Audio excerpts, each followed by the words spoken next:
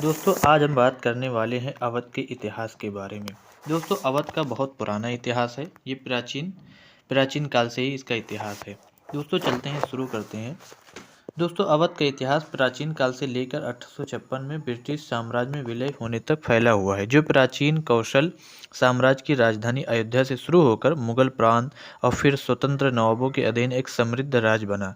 इसकी स्थापना 1722 में सादत अली खान ने की थी और 1856 में लॉर्ड डलहौजी द्वारा कुशासन के बहाने इसे ब्रिटिश साम्राज्य में मिला लिया गया, जिससे 1857 के विद्रोह की पृष्ठभूमि तैयार हुई।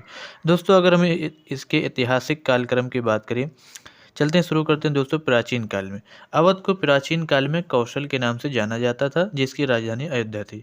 मुगल शासन की बात करें तो दोस्तों 16वीं शताब्दी में अवध मुगल साम्राज्य का एक प्रांत यानी राज्य बन गया। स्वतंत्र राज्य की स्थापना की बात करें दोस्तों तो सादत अली खान ने मुगल सम्राट मोहम्मद शाह के शासनकाल में अवध को एक स्वतंत्र राज्य के रूप में स्थापित किया और फैजाबाद को राजधानी बनाया। नवाबों के शासनकाल की बात करें दोस्तों, सादत अली खान ने बाद सफदरगंज और फिर शुजाउद्दौला नवाब बने। शुजाउद्दौला ने बक्सर के युद्ध में भाग लिया। 1774 में रुहेलों को हराकर रुहेलखंड पर भी अधिकार कर लिया।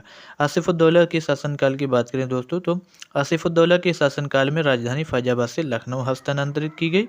उन्होंने वहां पर बड़ा इमामबाड़ा और रूमी दरवाजा जैसे बेहतरीन स्मारक बनवाए। दोस्तों अगर हम ब्रिटिश हस्तक्षेप और विलय की बात करें तो दोस्तों 1760 के दशक से ही ब्रिटिशों ने अवध में अपना नियंत्रण बनाना शुरू कर दिया था। 1856 में लॉर्ड डलहौजी ने कुशासन का आरोप लगाकर अवध को ब्रिटिश साम्राज्य में मिला लिया, जिससे भारतीयों में भारी आक्रोश फैल गया और 1857 के विद्रोह का मार्ग प्रशस्त हुआ। दोस्तों अंतिम नवाब वाजिद अली शाह को कलकत्ता भेज दिया गया।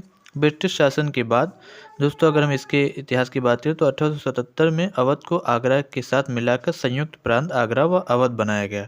1947 भारत की स्वतंत्रता के बाद ये क्षेत्र उत्तर प्रदेश। दोस्तों अब हम बात करते हैं लखनऊ के बड़े इमामबाड़े के बारे में।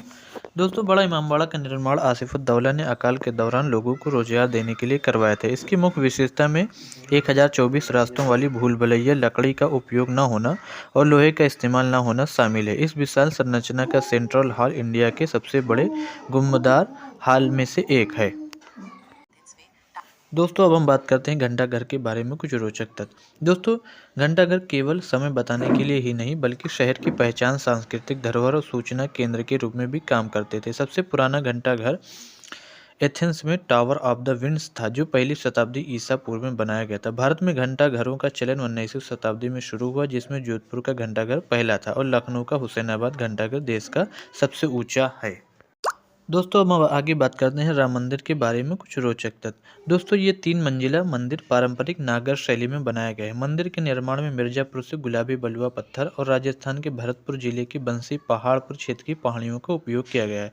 इसका निर्माण अनुमानित 1800 करोड़ रुपए की लागत से किया गया। इसका कुल क्षेत्रफल है 71 एकड़।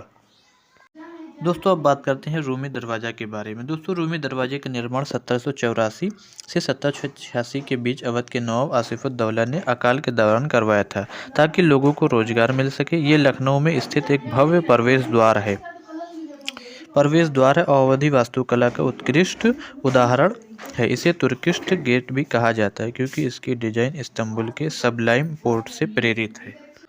दोस्तों अब हम बात करते हैं अवध के खान पान में बिरयानी, कबाब, कोरमा और नहरी कुलचे जैसे नवाबी व्यंजन शामिल हैं। अवधी व्यंजनों की खासियत दम शैली में धीमी आंच पर पकाना है, जिसमें मटन, पनीर, इलायची व कैसर जैसे मसालों का भरपूर इस्तेमाल होता है।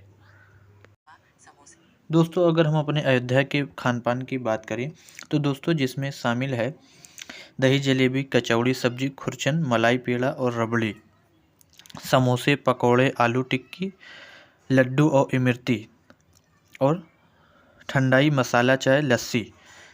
दोस्तों हमारे द्वारा बताई गई ये इन्फॉर्मेशन हमारे अवध का पूरा इतिहास के बारे में कैसी लगी, कमेंट बॉक्स में ज़रूर बताइए। Thank you for keep watching.